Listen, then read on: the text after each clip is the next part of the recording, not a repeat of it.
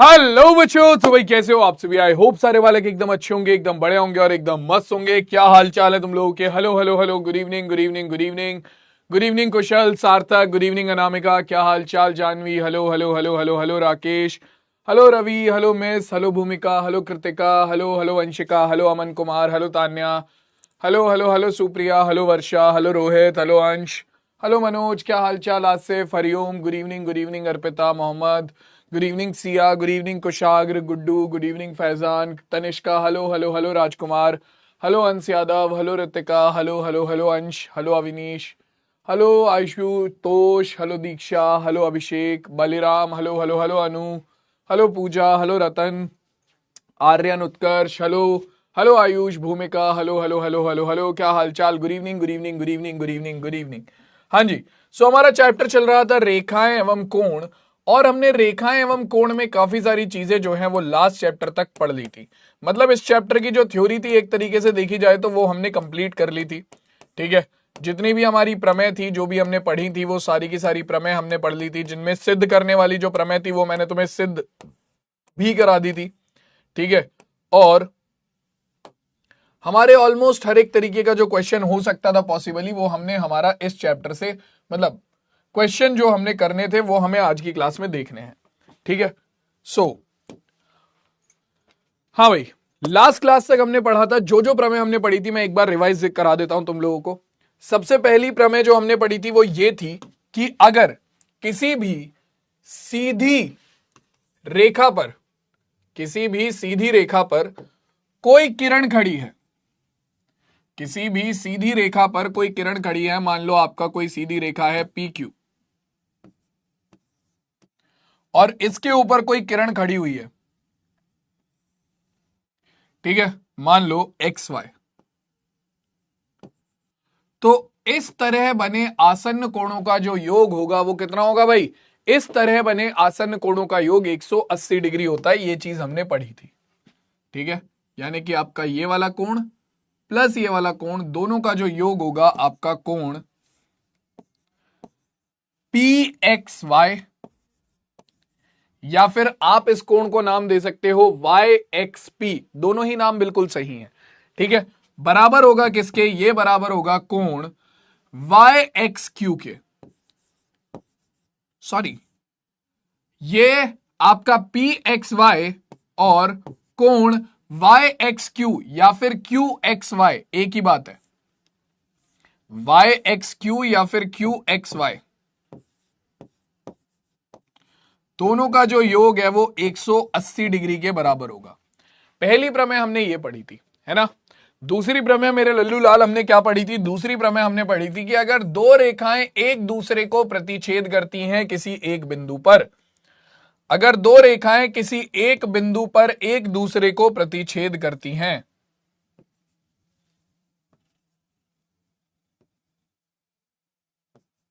आपका x Y P Q, ठीक है, दो रेखाएं एक दूसरे को किसी एक बिंदु पर प्रतिच्छेद करती हैं, तो हमारे शीर्षाभिमुख कोण जो होते हैं वो बराबर होते हैं। मान लो दोनों रेखाएं एक दूसरे को ओ बिंदु पर प्रतिच्छेद कर रही हैं, ठीक है, ये हमारा ओ बिंदु हो गया, तो जो शीर्षाभिमुख कोण होंगे वो एक दूसरे के बराबर होंगे। यानी कि ये कोण बराबर होगा इसके अपोजिट वाले कोण के, यानी कि इस वाले कोण के, और हमारा ये वाला जो कोण है वो बराबर होगा इसके अपोजिट वाले कोण के, यानी कि इस वाले कोण के। ठीक है। बहुत सिंपल सी चीज है ये। ठीक है, बहुत सिंपल सी चीज है कि हमारे शीर्षाभिमुख कोण जो हैं वो बराबर होते हैं। ये बराबर होगा इस वाले कोण के, ये बराबर होगा इस वाले कोण के। ठीक है। आपका कोण एक्स ओ क्यू बराबर होगा कोण पी ओ वाई के, या फिर आप बोल सकते हो क्यू ओ एक्स बराबर होगा वाई ओ पी के। ठीक है। या फिर आपका कोण एक्स ओ पी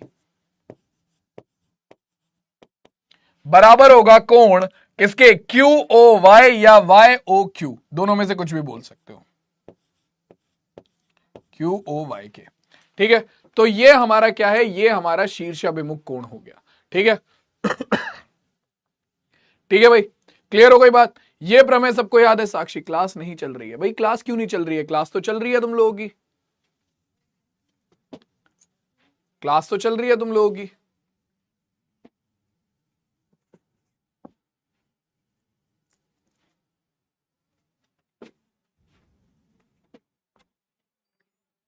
क्लास में कुछ इशू है क्या?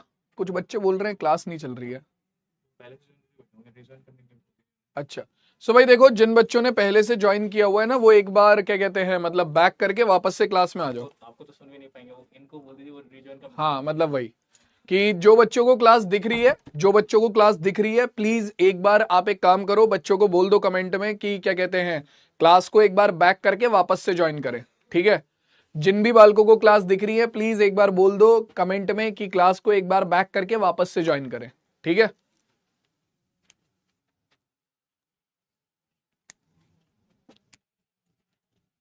चलो, तो ये सबको क्लियर है। ये दो प्रमेय हमने पढ़ी थी हमारा कोणों के युग्म से। इसके बाद हमने देखा था समांतर रेखा और तिर्यक रेखा की कहानी। समांतर रेखा और तिर्यक रेखा की क्या कहानी थी कि भैया जब दो रेखाओं के बीच की दूरी हमेशा बराबर होती है, जब दो रेखाओं के बीच की दूरी हमेशा समान रहती है, तो उन्हें कहा जाता है समांतर रेखा। ठीक है, दो रेखाओं के बीच की दूरी अगर हमेशा बराबर रहती है तो उन्हें कहा जाता है समांतर रेखा। और जब दो रेखाओं को कोई तीसरी रेखा अलग अलग दो बिंदुओं पर काटती है तो उसे कहा जाता है तिर्यक रेखा। ठीक है, उसे कहा जाता है तिर्यक रेखा। जैसे कि आपके पास मान लो दो रेखाएं हैं, पी क्यू और आर एस। ठीक है, और एक तीसरी रेखा है ए बी, ए बी, जो कि पी क्यू रेखा को बिंदु एक्स पर काटती है और आपका आर एस रेखा को बिंदु वाई पर काटती है। ठीक है, तो ऐसे में आपकी ये जो ए बी रेखा है, ये क्या है? ये आपकी तिर्यक रेखा है, ये आपकी तिर्यक रेखा है। हमने हमने अगर हमें दिया हो, अगर हमें दिया हो कि आपका पी क्यू जो है वो आर एस के समांतर है। ठीक है, अगर हमारा पी क्यू जो है वो आर एस के समांतर है, तो हमने इससे संबंधित भी कुछ परिभाषाएं पढ़ी थी। ठीक है, कुछ प्रमेय पढ़ी थी। कोई मुझे याद दिलाएगा कौन कौन सी प्रमेय थी वो? जल्दी से बताओ भाई, सबसे पहली प्रमेय कौन कौन सी प्रमेय थी वो बताओ भाई जल्दी से। हाँ जी, कौन कौन सी प्रमेय थी वो? याद दिलाओ मुझे।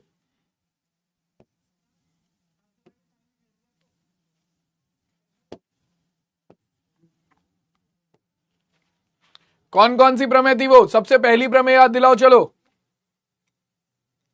हाँ जी, एकांतर कोण, चलो। संगत कोण वाली, बहुत बढ़िया, बहुत बढ़िया, संगत कोण वाली, बिल्कुल सही बोला तुमने। ठीक है, देखो, सबसे पहली प्रमेय थी कि अगर अगर आपका दो समांतर रेखाओं को एक तिर्यक रेखा प्रतिच्छेद करती है तो उनके सभी संगत कोण बराबर होते हैं। तो यानी कि आपका ये वाला कोण जो है वो इसके बराबर होगा, यानी कि कोण पी एक्स बी बराबर होगा कोण आर वाई एक्स के। और लास्ट क्लास में मैंने तुम्हें इनके नाम रखने भी सिखाए थे। ठीक है, लास्ट क्लास में मैंने तुम्हें इनके नाम रखने भी सिखाए थे। आपका कोण, ये वाला कोण इस वाले कोण के बराबर होगा, कोण बी एक्स क्यू बराबर होगा कोण एक्स वाई एस के।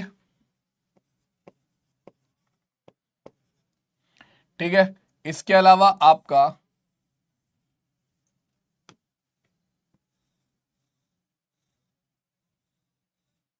कोण AYS बराबर होगा आपके कोण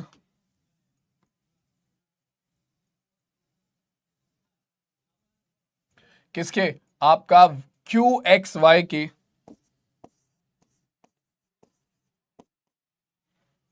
SYA, ठीक है। और आपका कोण PXY बराबर होगा किसके, कोण RYA के, ठीक है। ये सबसे पहली प्रमेय थी, ये सबसे पहली प्रमेय थी। क्लियर हुई बात? याद है सबको कि भैया जब दो समांतर रेखाओं को एक तिर्यक रेखा प्रतिच्छेद करती है तो उसके संगत कोण जो हैं वो बराबर होते हैं, ठीक है। दूसरी प्रमेय की बात करते हैं, आपका जब दो रेखाएं एक दूसरे को प्रतिच्छेद करती हैं तो उसके एकांतर अंतः कोण बराबर होते हैं। तो बताओ भाई इसमें एकांतर अंतः कोण कौन से हैं? हाँ जी, चलो उसे छोड़ो, इसमें करते हैं हम। यहां पर मान लो आपको दो रेखाएं दे दी जाती हैं, ये दोनों रेखाएं हैं AB CD,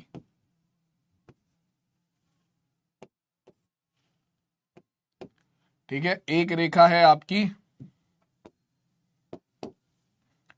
RS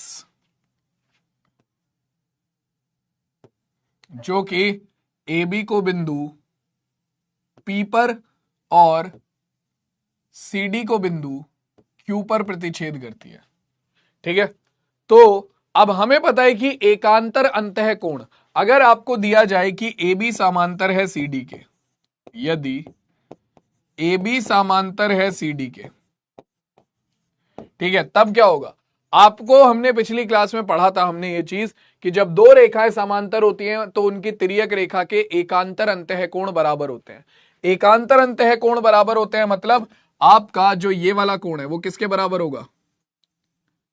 मैंने बताया था एकांतर अंतः कोण वो कोण होते हैं जो Z बनाते हैं। तो या तो Z बनाते हैं या फिर तुम इन्हें याद कर सकते हो जो क्रॉस बनाते हैं, ठीक है। तो यानी कि इसके क्रॉस में जो कोण है यानी कि ये वाला कोण, ये दोनों आपस में क्या होंगे? बराबर होंगे, क्योंकि ये एकांतर अंतः कोण है। ये दोनों आपस में बराबर होंगे क्योंकि ये एकांतर अंतः कोण है। तो तुम्हारा कोण APQ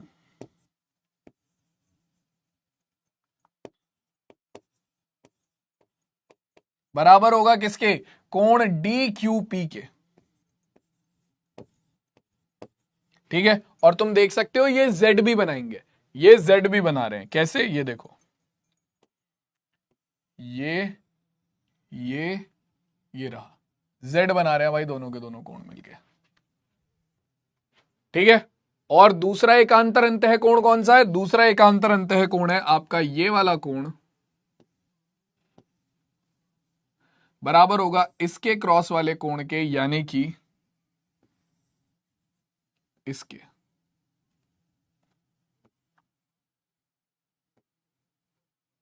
यानी कि आपका कोण BPQ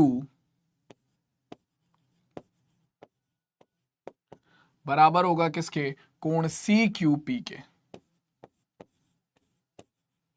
ठीक है। क्योंकि ये भी Z बनाने वाले कोण है, या फिर मैं बोलूं ये भी क्रॉस वाले कोण है। देखो Z बन रहा है इनसे भी, ये रहा, ये रहा भाई, Z बन रहा है इनसे भी, तो ये भी Z बनाने वाले कोण है, ठीक है। ठीक है, क्लियर हो गई बात? समझ में आ गया? समझ में आ गया? चलो भाई, देखो बुक में ये चीजें तुम्हें नहीं दे रखी हैं, एनसीईआरटी की बुक से ये वाली चीजें हटा दी गई हैं भैया, पहली बता दे रहा हूं मैं इसलिए बता रहा हूं क्योंकि इनके बिना क्वेश्चन सॉल्व नहीं होंगे। याद रखना, इनके बिना क्वेश्चन सॉल्व नहीं होंगे, ठीक है। ध्यान रखना इस चीज को। चलो जी, क्लियर हो गई बात? समझ में आ गया? इसके अलावा हमने एक और प्रमेय पढ़ी थी कि अगर हमारे पास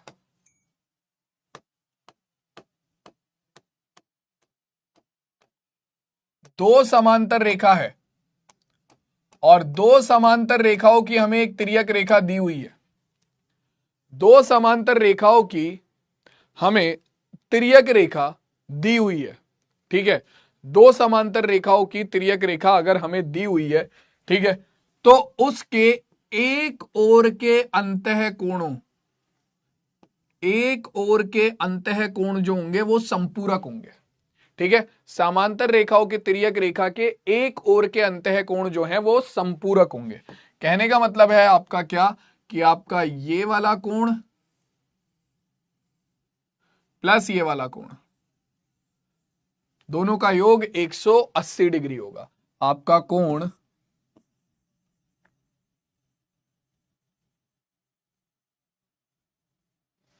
कितना, क्यू एक्स वाई प्लस कोण एस वाई एक्स, ये बराबर हो जाएगा किसके, आपका 180 डिग्री के। और ऐसे ही समांतर रेखाओं की तिर्यक रेखा के दूसरी ओर के अंतः कोण भी क्या होंगे भाई, उनका योग भी 180 डिग्री होगा, क्योंकि वो भी संपूरक होंगे। तो कोण पी एक्स वाई बराबर होंगे आपका किसके, आपका प्लस कोण पी एक्स वाई प्लस कोण आर वाई एक्स, इनका योग आपका 180 डिग्री के बराबर होगा, ठीक है। और तीसरी और आखिरी, मतलब इसके बाद जो आपकी प्रमेय थी, वो आपको अगर दिया जाए, ये प्रमेय आपकी बुक में है, ये वाली जो प्रमेय अब मैं बताने जा रहा हूं ये आपकी बुक में है, ये एनसीईआरटी में डायरेक्ट यही वाली प्रमेय दी हुई है, क्योंकि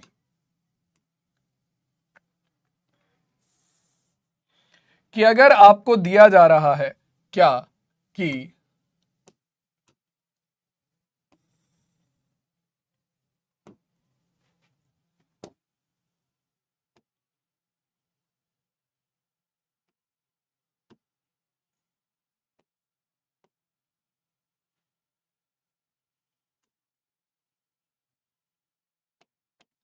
पी क्यू, ठीक है, आपको बोला जाता है कि ए बी समांतर है सी डी के, ए बी समांतर है सी डी के, और आपको बोला जाता है कि आपका जो पी क्यू है वो भी समांतर है सी डी के, पी क्यू जो है वो भी समांतर है सी डी के, ठीक है, पी क्यू जो है वो भी समांतर है सी डी के, पी क्यू ये रहा, ये भी समांतर है सी डी के।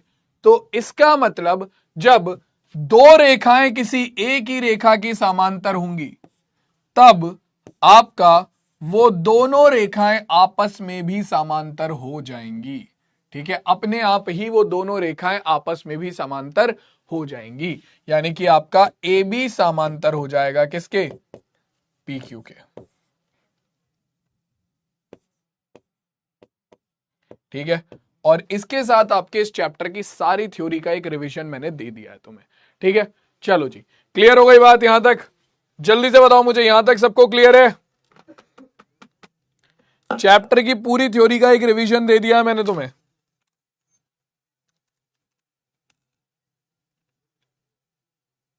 बताओ जल्दी से।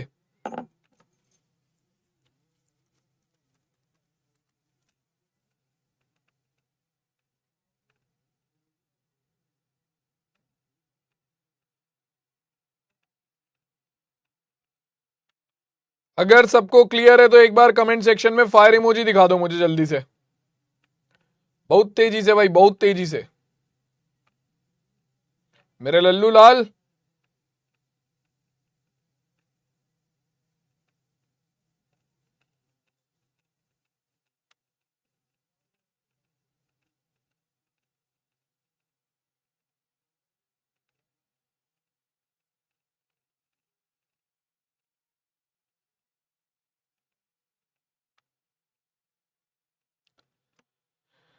चलो भाई, तो शुरू करते हैं अब कुछ क्वेश्चंस करना, एक एक करके कुछ क्वेश्चन शुरू करना शुरू करेंगे, ठीक है, और देखेंगे कि कैसे कैसे क्वेश्चन हमारे से पूछे जा सकते हैं, ठीक है।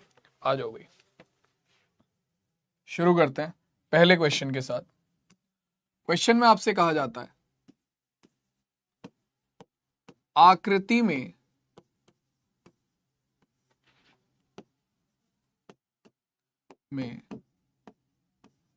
सिद्ध कीजिए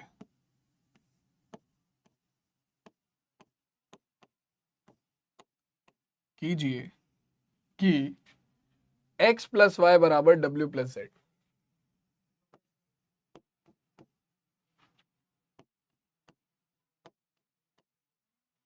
ठीक है, यही है ना।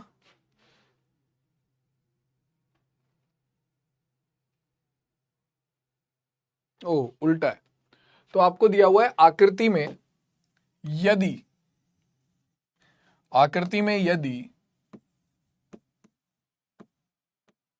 यदि x प्लस वाई बराबर है w प्लस जेड के, तब सिद्ध कीजिए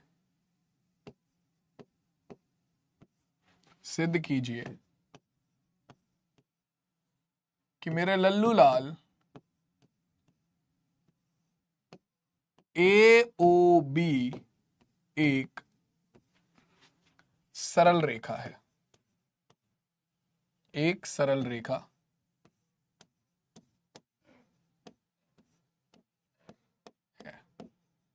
ठीक है, आकृति क्या दी हुई है भाई? आपको आकृति दी हुई है।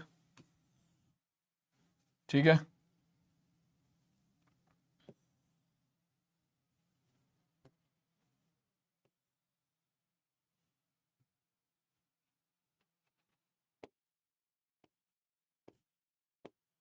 A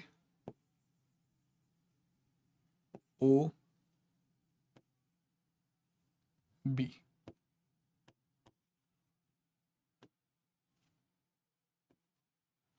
ये हो गया तुम्हारा x, ये हो गया y, ये हो गया w और ये हो गया z। हाँ जी, तो अब तुम्हें सिद्ध करना है, अगर तुम्हें दिया हुआ है कि x प्लस वाई बराबर w प्लस जेड है, तो तुम्हें सिद्ध करना है कि AOB एक सरल रेखा है। करो भाई, कैसे सिद्ध करोगे ये बताओ भाई। ठीक है, कैसे सिद्ध करोगे ये बताओ। पूरा क्वेश्चन बहुत इजी है, बस हल्का सा दिमाग लगाना है तुम्हें और ये क्वेश्चन सॉल्व हो जाएगा। तो यहां पर तुम इस्तेमाल करोगे किस चीज का? एक चीज याद करो, तुम्हें याद होगा कि एक बिंदु पर बनने वाले कोण का मान क्या होता है भाई? हाँ जी, एक बिंदु पर बनने वाले कोण का मान क्या होता है? एक बिंदु पर बनने वाले कोण का मान क्या होता है बताओ, क्या होता है? अरशद अली, अरे कोई हमसे बात कर लो जी। अरशद, हम बात कर लेते हैं? बताओ अरशद भाई, क्या बात हो गई है? मयूर, बहुत बढ़िया भाई, बहुत सही, बिल्कुल सही बोला, 360 डिग्री होता है। ठीक है, तो यानी कि अगर मैं इस बिंदु के चारों तरफ बनने वाले कोणों को जोड़ दूं तो वो 360 डिग्री के बराबर होंगे, है ना? तो हमें दिया हुआ है, क्या दिया है? जो दिया है वो देख लो भाई। हमें दिया है x प्लस वाई बराबर w प्लस जेड। ठीक है, x प्लस वाई बराबर w प्लस जेड। हम जानते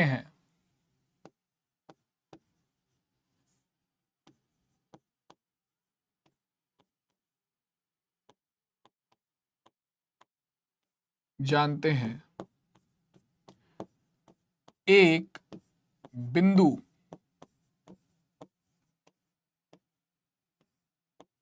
पर बनने वाला संपूर्ण कोण कितना होता है भाई? संपूर्ण कोण 360 डिग्री का होता है ना? तो इसका मतलब क्या है? इसका मतलब है अतः आपका x plus Y plus w plus Z किसके बराबर हो जाएगा? 360 डिग्री के बराबर हो जाएगा। ठीक है, अब तुम्हें पता है w प्लस जेड किसके बराबर है? w प्लस जेड बराबर है x प्लस वाई के। ठीक है, तो वो उठाकर तुम कहां पर रख दोगे? यहां पर w प्लस वाई की जगह, सॉरी w प्लस जेड की जगह पर क्या रख दोगे, w प्लस जेड की जगह पर x प्लस वाई रख दोगे। कितना आ जाएगा, ये आ गया आपके पास x plus Y plus w plus Z की जगह पर आ गया x प्लस वाई बराबर 360 डिग्री। ठीक है, x plus Y plus X plus Y हो गया 2 गुणा एक्स प्लस वाई बराबर 360 डिग्री। ठीक है, 2 इधर भाग में चला गया, x प्लस वाई बराबर आ गया 360 डिग्री बटे 2, 360 डिग्री बटे 2। ठीक है, तो हमारे पास कितना आ गया, हमारे पास आ गया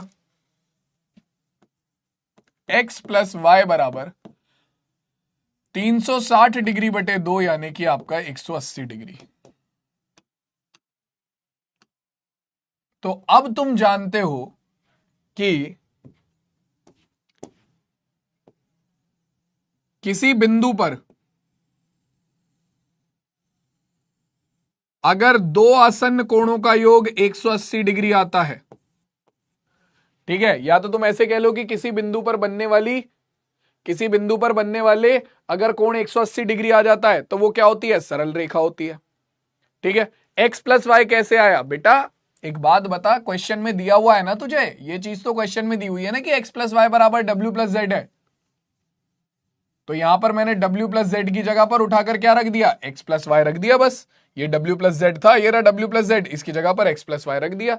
x plus Y plus X plus Y कितना हो गया, 2 गुणा एक्स प्लस वाई हो गया, 2 भाग में चला गया, x प्लस वाई बराबर आ गया 360 डिग्री बटे 2 यानी कि 180 डिग्री। ठीक है, अब हमारे पास ये भी एक प्रमेय होती है कि अगर आपका आसन्न कोणों का योग 180 डिग्री आता है तो उनकी उभयनिष्ठ भुजाएं एक सरल रेखा बनाती हैं। याद करो, हमने ये पढ़ा था रैखिक कोणों के युग्म में, याद करो रैखिक कोणों के युग्म में पढ़ा था कि जब दो आसन्न कोणों के जो उभयनिष्ठ भुजाएं हैं वो सरल रेखा बनाती है तो उन्हें रैखिक कोण कहते हैं। रैखिक कोणों का योग कितना होता है, 180 डिग्री, वहीं से यह आता है। ठीक है, वहीं से यह आता है कि भैया आपके रैखिक क्या, जब दो आसन्न कोणों का योग 180 डिग्री होता है तब आपकी जो रेखा बनती है उभयनिष्ठ भुजाएं जो रेखा बनाती हैं वो एक सरल रेखा होती है। ठीक है, तो यानी कि यहां से क्या आएगा, आप यहां से सीधा सीधा लिख दोगे, चूंकि x व y आसन्न कोण है तथा इनका योग 180 डिग्री है, अतः सीधा सीधा आप लिखोगे AOB एक सरल रेखा होगी। और ये हमारे इस क्वेश्चन का करेक्ट आंसर हो गया, हैंस प्रूव्ड। यही हमें सिद्ध करना था। दोबारा देख लो भाई एक बार पूरा क्वेश्चन, मैं रिपीट कर रहा हूं। हमें दिया हुआ था क्वेश्चन में कि आकृति में हमें दिया हुआ है x प्लस वाई बराबर w प्लस जेड। हमने कहा कि भैया एक बिंदु पर बनने वाला कोण 360 डिग्री का होता है, यानी कि इन चारों कोणों को अगर मैं जोड़ दूंगा तो वो 360 डिग्री के बराबर आएंगे। तो x plus Y plus W plus Z बराबर हो गया 360 डिग्री के। अब मुझे पता है कि w प्लस जेड बराबर एक्स प्लस वाई दिया हुआ है क्वेश्चन में, ठीक है, वो चीज हमें दी हुई है, तो मैंने w प्लस जेड की जगह पर रख दिया x plus Y. X plus Y plus X plus Y हो गया 2 गुणा एक्स प्लस वाई, 2 को मैंने भाग में भेज दिया तो हमारे पास आ गया x प्लस वाई बराबर 360 डिग्री बटे 2, जिसका मान आ गया निकलकर 180 डिग्री।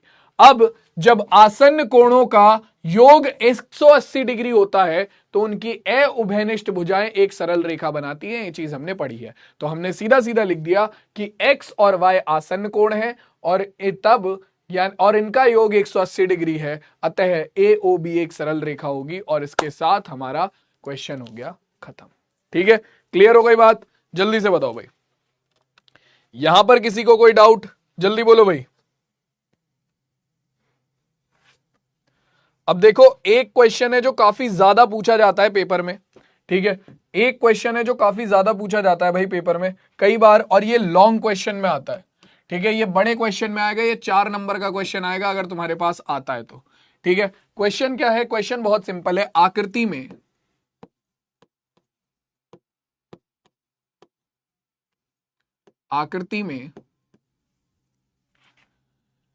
POQ एक रेखा है, किरण OR रेखा PQ पर लंब है। आकृति में POQ एक रेखा है,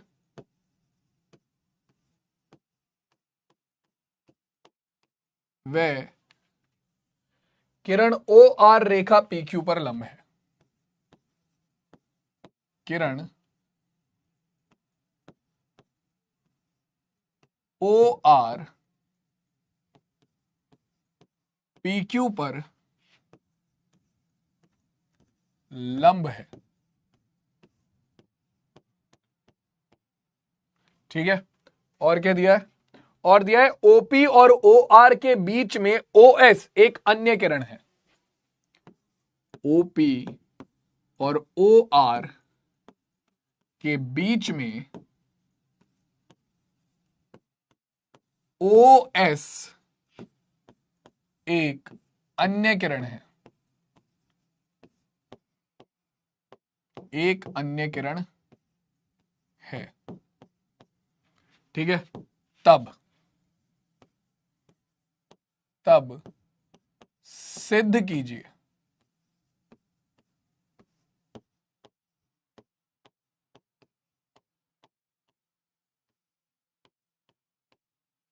क्या सिद्ध करना है भाई? सिद्ध करना है हमें क्या? आपका कोण ROS बराबर है 1/2 कोण QOS माइनस कोण POS के। ये बढ़िया क्वेश्चन है, ये आपको सिद्ध करना है। ठीक है, डायग्राम देख लो। डायग्राम क्या है? डायग्राम है ऐसा।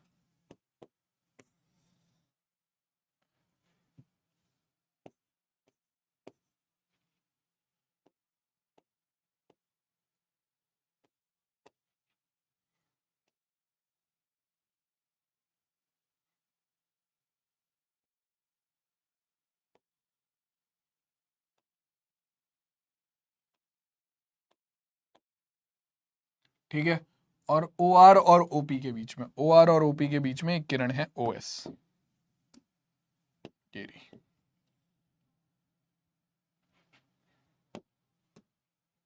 ये रहा भाई तुम्हारा पूरा का पूरा डायग्राम। ठीक है, अब तुम्हें जो सिद्ध करना है वो देखो। सिद्ध क्या करना है? तुम्हें सिद्ध करना है कि ROS कौन सा कोण है भाई? ROS ये वाला जो तुम्हारा कोण है, ये बराबर होगा 1/2 गुणा कोण QOS और कोण माइनस कोण POS के। ठीक है, तो अब इस क्वेश्चन को सॉल्व कैसे करेंगे? देखो, इस क्वेश्चन को सॉल्व करने का बिल्कुल सिंपल सा तरीका है। क्या? कि तुम दोनों के बीच में संबंध निकाल लो। मतलब तुम्हें क्या चाहिए? तुम्हें संबंध चाहिए ROS, QOS और POS में। तो तुम सबसे पहले क्या करोगे? तुम ROS और POS में संबंध निकालोगे। ठीक है, ऐसे ही तुम ROS और QOS में संबंध निकालोगे। उसके बाद उन दोनों समीकरणों को आपस में हल करोगे। ठीक है, तो करो भाई सॉल्व। शिवांश भैया हैं? शिवांश भैया, आपके क्वेश्चन का जवाब दूं मैं? हैं? बताओ, दूं जवाब? जानना चाहोगे मेरा जवाब या फिर ऐसे ही काम चल जाएगा? बताओ बताओ यार। शिवांश भाई कहां चले गए? हेलो शिवांश भाई, हेलो हेलो।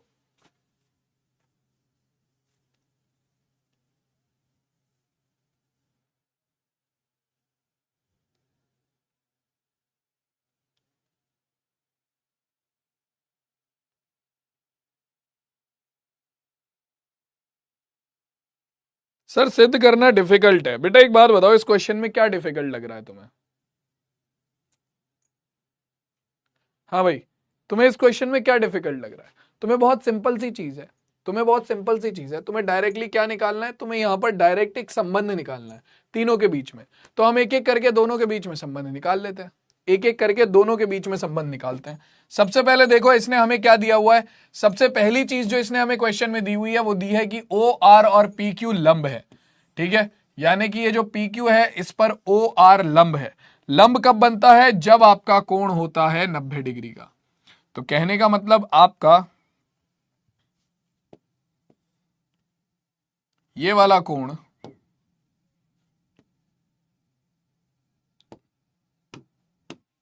और ये वाला कोण दोनों ही 90 डिग्री के कोण है।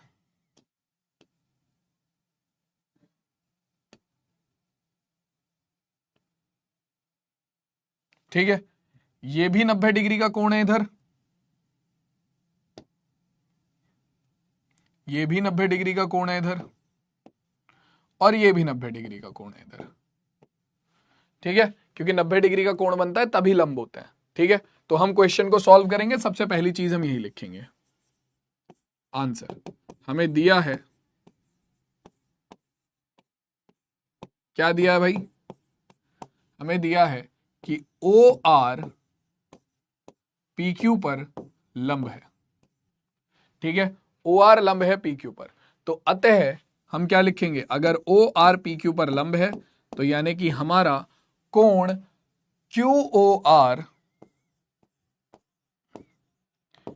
बराबर कोण P O R, Q O R और पी ओ आर दोनों 90 डिग्री के कोण होंगे। ठीक है, क्योंकि लंब तभी बनता है जब 90 डिग्री का कोण होता है। ठीक है, तो दोनों 90 डिग्री के कोण होंगे। अब इसके बाद हम क्या करेंगे? इसके बाद हम निकालेंगे एक एक करके सब में संबंध। हमें क्या चाहिए? हमें आरओएस और पीओएस में संबंध चाहिए। तो देखो आरओएस और पीओएस में क्या संबंध हो सकता है? ध्यान से देखो, आपका आरओएस और पीओएस दोनों कोणों को अगर मैं जोड़ दूं, ध्यान से देखो, आरओएस और पीओएस अगर दोनों कोणों को मैं जोड़ दूं तो वो कौन सा कोण बना रहे हैं? वो बना रहे हैं तुम्हारा कोण पीओआर, है ना? कोण पीओआर बना रहे हैं। और इन दोनों का कोण पीओआर का मान तो मुझे पता है, तो पहला संबंध बन जाएगा मेरे पास। ठीक है, सबसे पहला संबंध बनेगा आपका कोण आरओएस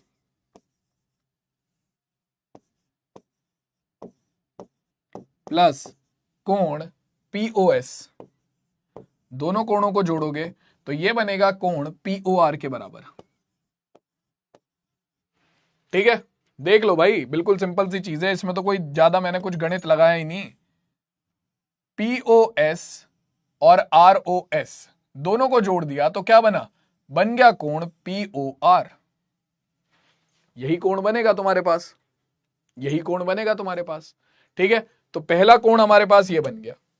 ठीक, तो यानी कि कोण आरओएस प्लस कोण पीओएस बराबर किसके आ गया भैया? ये है आपका 90। पीओआर 90 डिग्री के बराबर है। हमें स्टार्टिंग में ही पता चल गया था कि पीओआर 90 डिग्री के बराबर है, क्योंकि ओ आर पी क्यू पर लंब है। ठीक है, तो ये 90 डिग्री के बराबर है। तो हमारे पास यहां से कोण आरओएस का मान निकल कर आ गया कितना? कोण आरओएस बराबर आ गया 90 डिग्री माइनस कोण पीओएस। ठीक है, इस कोण पीओएस को उठाकर मैं इधर ले गया तो ये हो गया 90 डिग्री माइनस कोण पीओएस। ये आ गया कोण आरओएस का मान। ठीक है, ये आ गया कोण आरओएस का मान। अब इसके बाद तो आरओएस और पीओएस में संबंध आ गया, आरओएस और पीओएस में संबंध आ गया। ठीक है, चलो अब किसमें निकालना है संबंध? अब संबंध निकालना है हमें किसमें भाई? हमारा आरओएस और हमारा क्यूओएस में। आरओएस और क्यूओएस में संबंध निकालना है। तो जरा दोबारा देखो, दोबारा देखो क्या कि तुम्हारा क्यूओआर और आरओएस को अगर मैं जोड़ दूं, क्यूओआर और आर ओ एस को अगर मैं जोड़ दूं तो वो किसके बराबर बनता है? वो बनता है क्यू ओ एस के बराबर, जिसमें मुझे संबंध चाहिए। ठीक है, तो मेरा काम हो गया। तो मैं यही काम करूंगा। मैं क्या करूंगा? मैं कोण क्यू ओ आर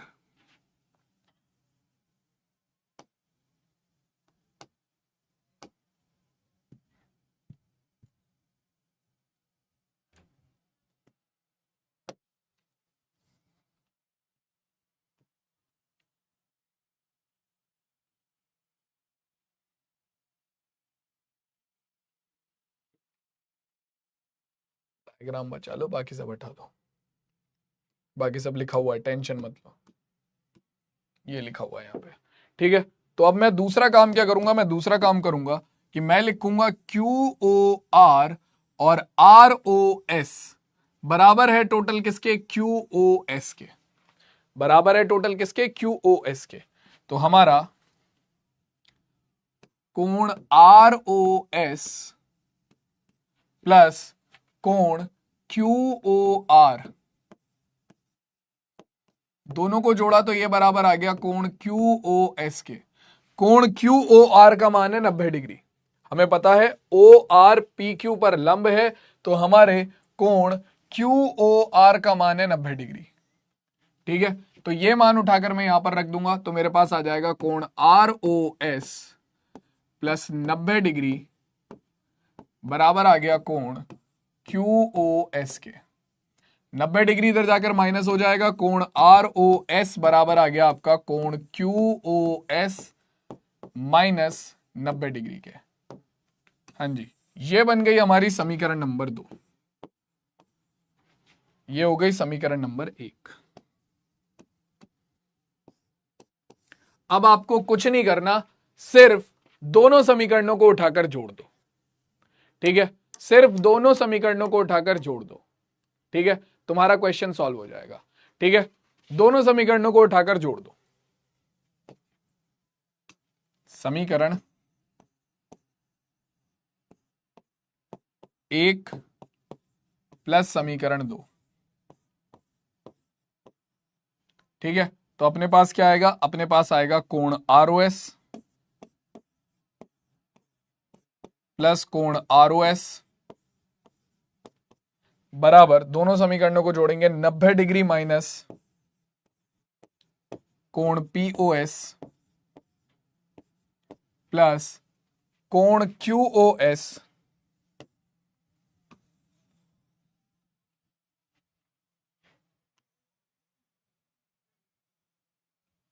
थोड़ा सा इधर हो जा भाई। ठीक है, प्लस कोण Q O S minus 90 degree. दोनों समीकरणों को जोड़ दिया। समीकरणों को जोड़ने के बाद हमारे पास क्या है? कोण आर ओ एस प्लस कोण आर ओ एस हो गया 2 गुणा कोण आर ओ एस बराबर, यहां पर क्या हो जाएगा? 90 डिग्री माइनस 90 डिग्री हो गया 0। हमारे पास आ गया क्या?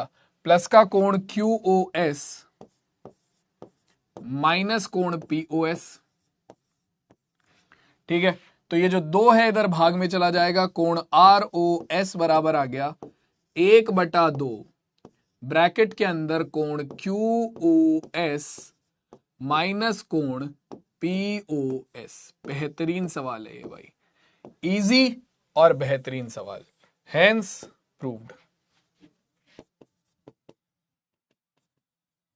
यही सिद्ध करना था हमें, हैंस प्रूव्ड। कर लो, बात कर लो, कोई दिक्कत नहीं है। ध्यान रखना, एक बैच मैनेजर नाम की चीज है हमारे पास, वो सबके कमेंट देख रहे होंगे, वो सब देखते हैं। ब्लॉक हो जाओगे फिर कुछ नहीं होगा। हाँ भैया, चमक गया सवाल, बढ़िया क्वेश्चन था ये। ठीक है, बेहतरीन एकदम। चलो जी, क्लियर है यहां तक सबको?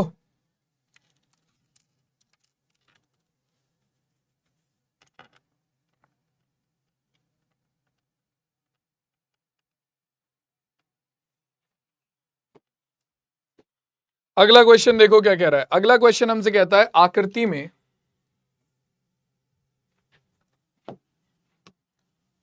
में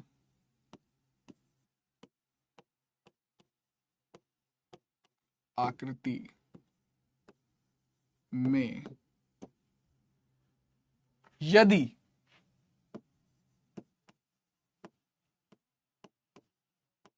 AB समांतर है CD के व CD समांतर है EF के। AB समांतर है CD के और CD समांतर है EF के, और Y अनुपात Z बराबर है 3:7 के, और Y अनुपात Z बराबर है 3:7 के, तब X का मान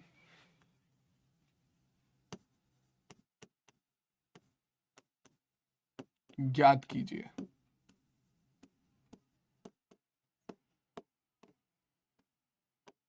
ठीक है, देखो भाई, अब समीकरण कुछ, चित्र कुछ ऐसा है।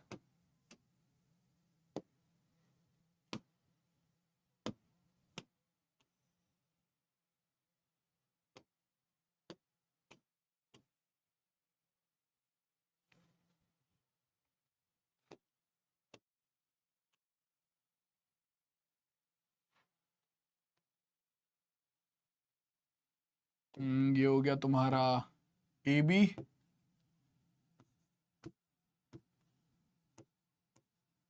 ये हो गई CD, ये हो गई तुम्हारी EF।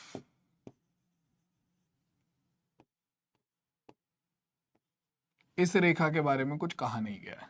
ठीक है, यहां पर दिया है तुम्हारा कोण X, यहां पर दिया है कोण Y, और यहां पर दिया है कोण Z। हाँ जी, अब आपको कोण Y और कोण Z का जो अनुपात दिया हुआ है, ठीक है। अमरीश भाई, सर बुक देखो, कौन सी बुक देखनी है भाई, कौन सी बुक देखनी है? क्योंकि मैं अभी एनसीईआरटी के क्वेश्चन करा रहा हूं। सार्थक भैया, अभी बीटीएस और एनीमे छोड़ के क्वेश्चन कर लो हैं। हाँ भैया बताओ, तो यहां पर हमें x का मान निकालना है, आपको y अनुपात z दिया हुआ है। ठीक है, बताओ कैसे सॉल्व करोगे। देखो, सबसे पहली चीज जो इन्होंने दी हुई है उसके बारे में बात कर लेते हैं। आंसर दिया है, क्या क्या दिया है इन्होंने? इन्होंने हमें दिया है कि AB समांतर है CD के व CD समांतर है EF के। ठीक है, अब इसके अलावा आपको दिया हुआ है Y अनुपात Z बराबर 3:7। अब देखो, सबसे पहली चीज तो चूंकि AB समांतर है CD के और CD समांतर है EF के, तो हमने अभी थोड़ी देर पहले पढ़ा था, जब दो रेखाएं किसी एक ही रेखा के समांतर होती हैं तो वो आपस में भी समांतर होती हैं। ठीक है, तो यहां पर हमें दिया हुआ है कि AB जो है वो CD के समांतर है और EF भी CD के समांतर है, तो इसका मतलब क्या होगा? इसका मतलब EF समांतर हो जाएगा AB के। ये तो सबको क्लियर है। ठीक है, अतः AB समांतर होगा EF के। ठीक है, कारण क्या है इसका? कारण भी लिख दो बराबर में, कारण लिखते हुए चलो ताकि टीचर को दिक्कत ही ना हो ढूंढने में। ठीक है, एक ही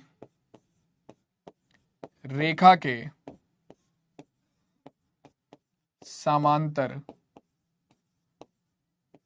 रेखाएं, तो एक ही रेखा के समांतर रेखाएं थी तो इसीलिए ये आपस में भी समांतर होंगी। ठीक है, कोई नहीं रोक सकता इन्हें समांतर होने से। ठीक है, तो अब यहां पर हम क्या करेंगे? यहां पर हम क्या करेंगे? ए बी समांतर ई एफ आ गया। आगे हमें और क्या दिया हुआ है? हमें दिया हुआ है कि हमारा y अनुपात z बराबर है 3:7 के। ठीक है, तो जब भी तुम अनुपातों को मान में बदलोगे, जब भी तुम अनुपातों को मान में बदलोगे तो क्या होगा, जब भी तुम अनुपातों को मान में बदलोगे तो वहां पर तुम्हें एक चर से गुणा करनी पड़ेगी। तो जैसे ऐसा चर लेना जो कि क्वेश्चन में यूज ना हो रहा हो, तो y का मान क्या हो जाएगा, y का मान होगा 3, 3 नहीं होगा ये होगा 3 के साथ कोई भी चर गुणा में ले लेना, तो 3k। ठीक है, ऐसे ही z का मान क्या होगा, z का मान होगा 7, लेकिन 7 नहीं होगा ये होगा 7k। ठीक है, तो y का मान है 3k, z का मान है 7k। तो अब तुम्हें कैसे भी करके ये k का मान पता लगाना है, जिससे तुम्हें x और y का मान मिल जाएगा। जैसे ही x और y का मान मिल जाएगा तो तुम्हें k का मान पता लगाना है, जिससे तुम्हें y और z का मान मिल जाएगा। जैसे ही y और z का मान मिल जाएगा उससे तुम x का मान निकाल लोगे। तो मुझे पहले इतना बताओ, ये सबको समझ में आया? क्योंकि अभी तो मैंने कुछ किया ही नहीं है, अभी तो जो मुझे क्वेश्चन में दिया हुआ था मैंने सिर्फ वो लिखा है। अभी तो मैंने सिर्फ वो लिखा है जो मुझे क्वेश्चन में दिया हुआ था, नया तो मैंने अभी इसमें कुछ किया ही नहीं है ना? नया तो हमने अभी तक इसमें कुछ किया ही नहीं है। अभी तक जो क्वेश्चन में लिखा था सिर्फ वही चीजें लिखी हैं, नया तो मैं अब करूंगा। तो देखो, अब यहां पर आपको पता है, एक बात बताओ, बस एक छोटी सी बात बताना, एक छोटी सी बात बताना, और कोई तरीका नहीं है जिससे ये सॉल्व हो सके? थोड़ा इजी ट्रिक देखना चाह रहा हूं मैं कोई सी।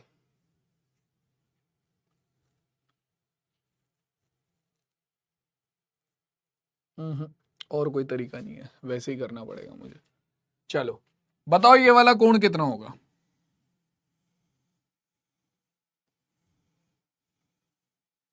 ये वाला कोण कितना होगा? हाँ जी, कोई बताएगा? सर एक्स वाई जेड कैसे लिखे हैं? बेटा क्वेश्चन में दिए हुए हैं, ये मैंने नहीं लिखे हैं, ये क्वेश्चन में दिए हुए हैं, चित्र क्वेश्चन में दिया हुआ है। हाँ भाई, ये वाला कोण बताओ कितने डिग्री का होगा? बताओ भाई, कितने डिग्री का कोण होगा?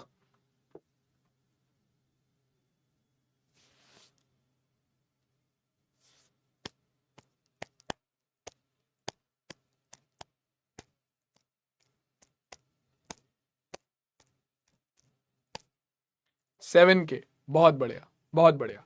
क्योंकि देखो, तुम्हें पता है कि ये दोनों कोण z बनाने वाले कोण है ना? ये दोनों कोण z बनाने वाले कोण है। इसका मतलब ये दोनों कोण एकांतर अंतः कोण है, दोनों कोण एकांतर अंतः कोण है। तुम्हें दिख भी रहा है ये दोनों एक दूसरे के क्रॉस वाले कोण है, तुम्हें दिख भी रहा है ये दोनों एक दूसरे के क्रॉस वाले कोण है, यानी कि ये दोनों कोण आपस में बराबर होंगे। तो ये कोण z है तो ये वाला कोण भी z होगा। ठीक है, ये कोण z है तो ये वाला कोण भी z होगा। और अब तुम्हें ये भी पता है कि एक बिंदु पर बनने वाले जो कोण होते हैं उनका योग कितना होता है भाई? एक रेखा पर एक बिंदु पर बनने वाले कोणों का योग 180 डिग्री होता है। तो यानी कि तुम्हारा कोण z प्लस कोण y किसके बराबर होंगे? कोण z प्लस कोण y किसके बराबर होंगे? यहां से तुम्हें दिख गया, ये दोनों के दोनों का योग 180 डिग्री के बराबर होगा। बस कर दो। तो कोण z प्लस कोण y बराबर होगा 180 डिग्री के। यहां से मेरे पास क्या आएगा? z का, y का मान है 3k, z का मान है 7k। ठीक है, तो ये हो गया 180 डिग्री के बराबर। 3k प्लस 7k हो गया 10 के बराबर 180 डिग्री के। ठीक है, 10 इधर भाग में चला जाएगा, k का मान आ गया 180 डिग्री बटे में हमारा कितना? 10, जहां से हमें k का मान मिल गया 18 डिग्री। अब k का मान 18 है, ठीक है, k का मान 18 है, तो k के मान की सहायता से मुझे क्या मिल जाएगा? k के मान की सहायता से मुझे सबसे पहले हम निकाल लेते हैं हमारा y का मान। तो y का मान है 3 गुणा k, तो यानी कि 3 गुणा 18 डिग्री कितना हो गया? ये हो गया आपका 54 डिग्री, 54 डिग्री। ठीक है, और ऐसे ही z कितना है? z है तुम्हारा कितना? z है 7k, तो 7k का मान हो गया कितना? 7 गुणा 18 डिग्री, यानी कि ये आ गया आपका कितना? 106 डिग्री, बल्कि 106 नहीं, 126 डिग्री। ठीक है, तो z आ गया 126 डिग्री। ठीक, z आ गया 126 डिग्री। अब तुम ध्यान से देखो, याद करो, तुम ऑलरेडी सिद्ध कर चुके हो, क्या सिद्ध कर चुके हो, कि तुम्हारा ए बी जो है वो ई एफ के समांतर है। सिद्ध कर चुके हैं हम, ये रहा ए बी ई एफ के समांतर है, क्योंकि ये दोनों रेखाएं सी डी के समांतर है तो ये आपस में भी समांतर होंगी। तो ए बी ई एफ के समांतर है और ये समांतर रेखाओं की तिर्यक रेखा है। तो समांतर रेखाओं की तिर्यक रेखा के z बनाने वाले कोण यानी कि एकांतर अंतः कोण जो है वो बराबर होते हैं। तो यानी कि ये जो x है ये बराबर होगा इस z के।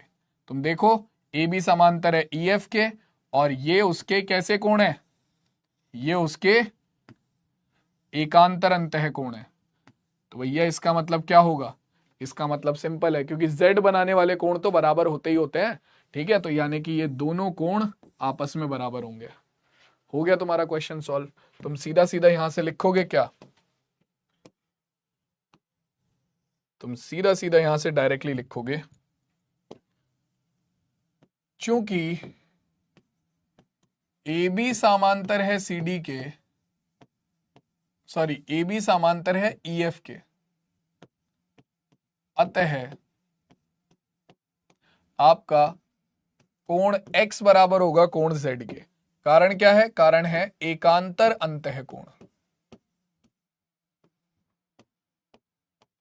एकांतर अंतः कोण। तो यहां से हमारे पास क्या आ जाएगा, कोण x का मान निकल कर आ जाएगा कोण z के मान के बराबर, जो कि है 126 डिग्री। और ये हमारे इस क्वेश्चन का करेक्ट आंसर हो गया भाई। इन्होंने हमसे x का मान ही पूछा था। क्लियर हुआ क्वेश्चन, मजा आया क्वेश्चन करने में, जल्दी से बताओ, क्वेश्चन करने में मजा आया, हाँ जी, क्वेश्चन करने में मजा आया कि नहीं, जल्दी बताओ, बताओ क्वेश्चन करने में मजा आया।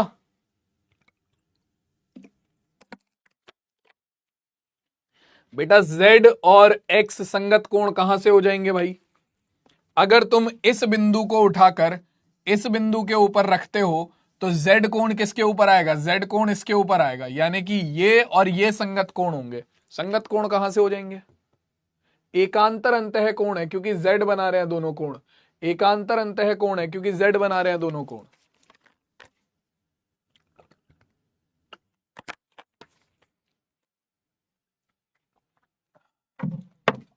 चलो भाई, क्लियर हो गई यहां तक बात सबको।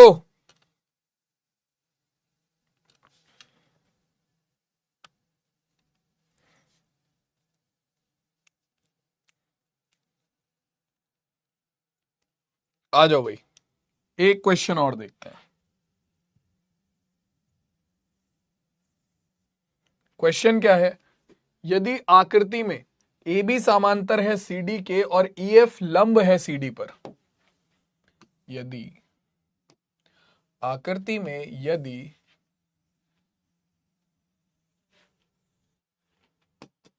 ए बी समांतर है सी डी के व ई एफ लंब है सी डी पर तथा कोण जी ई डी बराबर है 126 डिग्री के, तब तब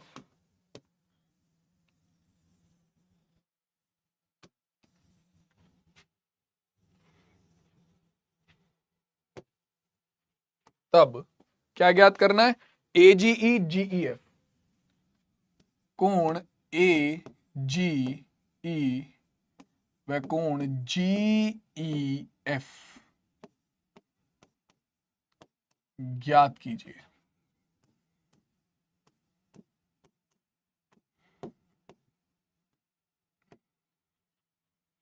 डायग्राम देखो भाई, ये डायग्राम दिया हुआ है तुम्हें,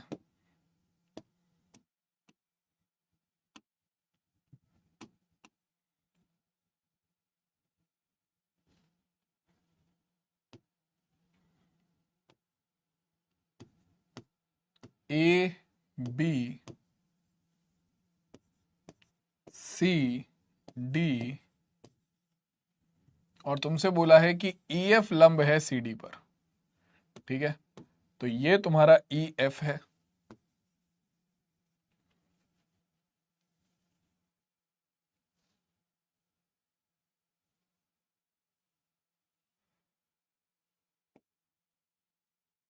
ई एफ है, ठीक है, और यहां पर एक रेखा और है जो कि है जी ई, ये रही, ठीक है। तो तुमसे दो तीन चीजें पूछी हुई हैं, दो तीन चीजें तुम्हें दी हुई हैं, ये है जी। तो पूछा क्या है, तुम्हें दिया हुआ है सबसे पहले तो कि ई एफ और सी डी एक दूसरे पर लंब है, यानी कि आपका ई एफ जो है वो सी डी पर लंब है, यानी कि ये आपका ये वाला कोण और ये वाला कोण दोनों 90 डिग्री के। दूसरी चीज आपको दी हुई है क्या, कि कोण जीईडी 126 डिग्री का है। कहां पर है कोण जीईडी, कोण जीईडी ये पूरा का पूरा कोण आपको दिया हुआ है 126 डिग्री का। आपसे क्या पूछ रहा है, आपसे पूछ रहा है कोण एजीई, कहां है भाई एजीई, और दूसरा कोण जीईएफ, जीईएफ दोनों ही बहुत इजी है निकालना, ठीक है। एक तो ये वाला कोण पूछ रहा है आपसे, ठीक है, और दूसरा ये वाला कोण पूछ रहा है आपसे। तो अगर तुम लोगों ने हल्का सा भी दिमाग लगाया होगा इस क्वेश्चन को देखते हुए, तो तुम लोगों ने अब तक एजीई का मान तो निकाल ही दिया होगा। अब तक तुमने एजीई का मान निकाल दिया होगा। क्या आ रहा है एजीई का मान, थोड़ा सा दिमाग लगाओ, करो सॉल्व। एजीई का मान क्या आ रहा है, देखो कहां है भाई एजीई, एजीई कहां पर है, एजीई ये रहा, ठीक है, ए जी ई। और अगर मैं देखूं तो ये इस वाले कोण के साथ जेड बना रहा है, किस वाले कोण के साथ, जीईडी के साथ ये जेड बना रहा है।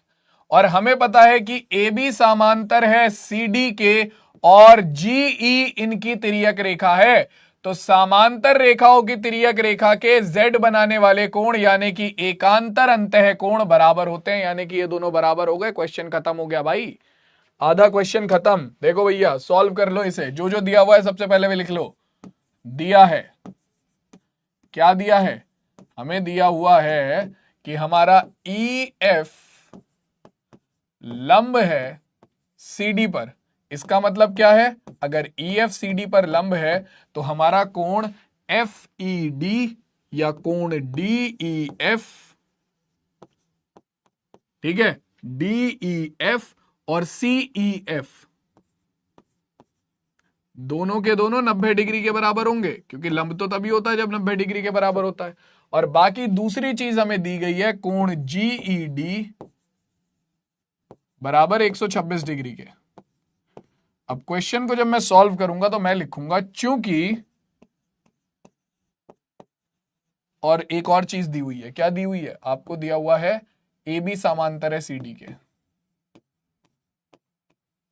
ठीक है। तो आप लिखोगे चूंकि ए बी समांतर है सी डी के,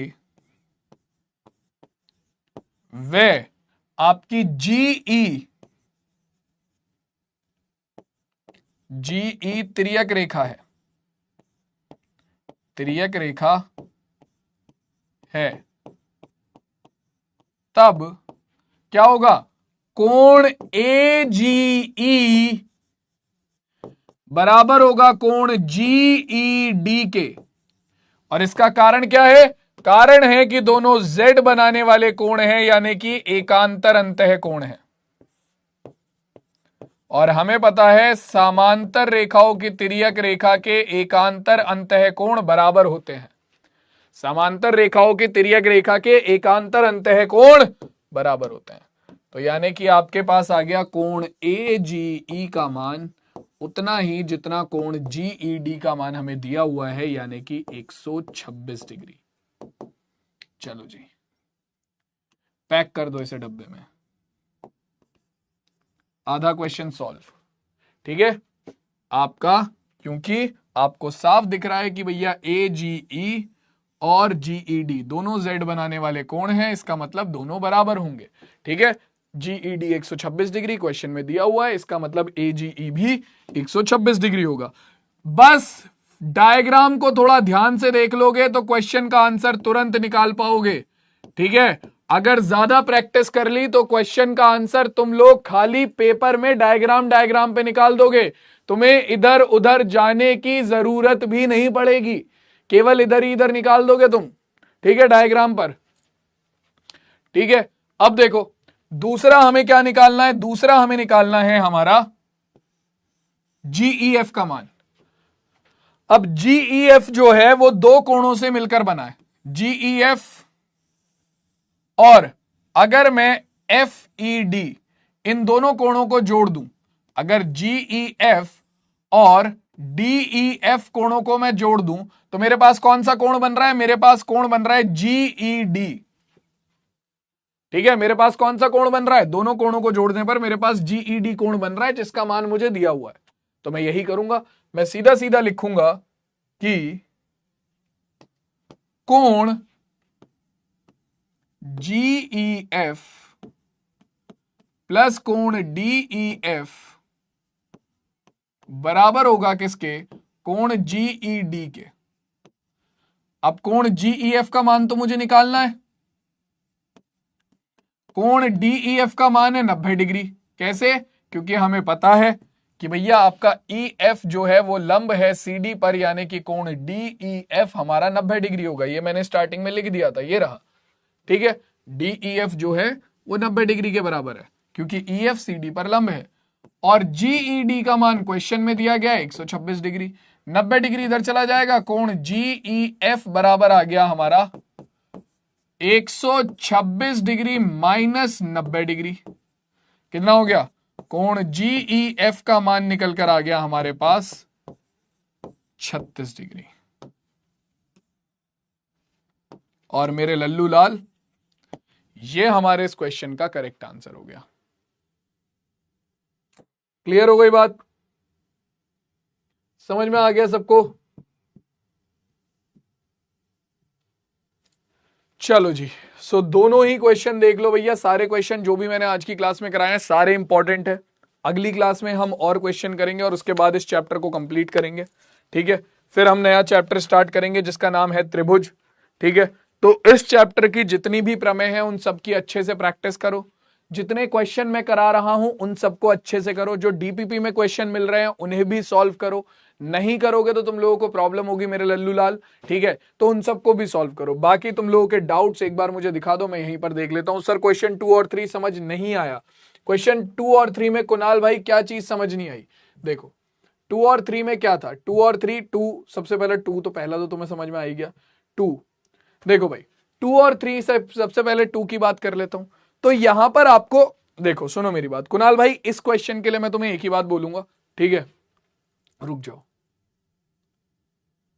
दोनों ही क्वेश्चन वैसे ही हैं भाई, समझो। कुणाल भाई देखो, सर अपना नंबर दीजिए। मनोज देखो ये तो नहीं होने वाला। ठीक है, बाकी कुणाल भाई सुनो मेरी बात, एक बार आज की क्लास में जो क्वेश्चन मैंने कराए हैं उन्हें क्लास को दोबारा देखो। ठीक है, और उन क्वेश्चंस को एक बार खुद से सॉल्व करो। डायग्राम अपने हाथ से बनाना, बुक में डायग्राम दिया हुआ है उसे मत देखना, नहीं, अपने हाथ से एक बार डायग्राम बनाना और उसके बाद उस क्वेश्चन को सॉल्व करना। फिर ना समझ में आए तो नेक्स्ट क्लास में मैं एक्सप्लेन करूंगा, परेशान मत होना। ठीक है, लेकिन करके देखना, चीटिंग नहीं, क्योंकि ये चीटिंग तुम मेरे साथ नहीं करोगे, अपने साथ करोगे, सीधी सी बात है। तो चीटिंग नहीं, ठीक है, करके देखना। अगर नहीं होता है तो फिर मैं नेक्स्ट क्लास में दोबारा क्या तिबारे भी एक्सप्लेन करूंगा, कोई बात नहीं, परेशान मत हो। ठीक है, सर ये क्वेश्चन मेरी बुक से मैच नहीं हो रहे हैं, एग्जाम में आएंगे क्या? बेटा मिस इन क्वेश्चन के बेसिस पर ये क्वेश्चन की भी तुम प्रैक्टिस करो और इन क्वेश्चन के बेसिस पर अपनी बुक के क्वेश्चन भी करके देखो अब तुमसे सॉल्व हो रहे हैं या नहीं। और कौन सी बुक है वो जरा मुझे कमेंट में बताना, ऐसी कौन सी बुक है जिससे मैच नहीं हो रहा है। ठीक है सर, आकित मीन्स पता नहीं भाई मनोज, तुम आकित कहां कह रहे हो? आकित कहां लिख दिया मैंने? आकित तो कहीं भी नहीं लिखा भाई मैंने। अंतः कोण लिखा है भाई, आकित तो कहीं भी नहीं लिखा। और अंतः कोणों के बारे में मैंने पिछली क्लास में समझाया हुआ है। सर हम अपने तरीके से बना सकते हैं। राकेश तुम्हारा तरीका कौन सा है भाई?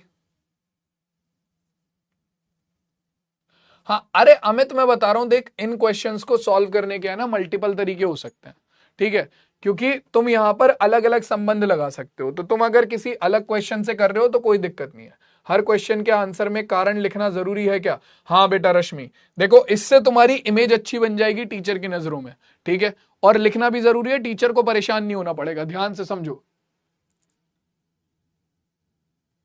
विजेंद्रा बेटा कौन सी बुक चल रही है तुम्हारे यहां पर? थैंक यू सूर्या भाई, सूर्या भाई धन्यवाद। सर एग्जाम कब से है हाफ ईयरली का?